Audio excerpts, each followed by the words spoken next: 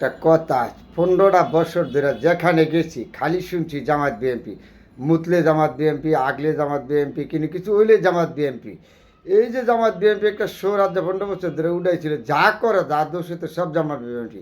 কিন্তু মিটিং মিছিল করলে জামাত বিএনপি, কোনো জায়গায় কোনো ঘটনা হলে জামাত বিএনপি, কোনো জায়গায় আগুন লাগলে জামাত বিএনপি, কোনো জায়গায় নৌকা ডুবলে জামাত বিএনপি, গাড়ি অ্যাক্সিডেন্ট হলে জামাত বিএনপি।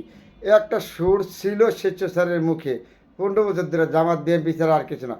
এখন দেখি সব করলেন আপনারা, এখন দেখি প্রমাণ হয়ে গেল, আপনারা পলায় গেলেন কা। এই জামাত বিএনপি করছে করছে কথা কইলা, এখন তো আপনারা তো সমাজে নাই গা, দেশ সহ নাই গা, পলায় গেলেন কা। সারাটা জীবন তো জামাত বিএনপি দুষ্ট, খালি যা হইলো বাংলাদেশের ভিতরে একটা ঘটনা ঘটলে জামাত বিএনপি, জামাত বিএনপি। আরে বাবা, এটা কোন ডোকের কথা ছিল, এই যে কোন দেশে বাস করছিলাম আমরা। আরে এখন দেখা যাচ্ছে আপনারাই সব করছেন, কারণ আপনারা দূষিত। আর যা বামপতি, চামপতি, 14 দল, মধ্য দল সব হয়তো রিমান্ডে যাচ্ছেন। আমরা হয়তো দেশের সর্বোচ্চ থেকে অপরাধী, দেশ থেকে পালিয়ে গেছেন। লজ্জা আসেনি আপনাকে?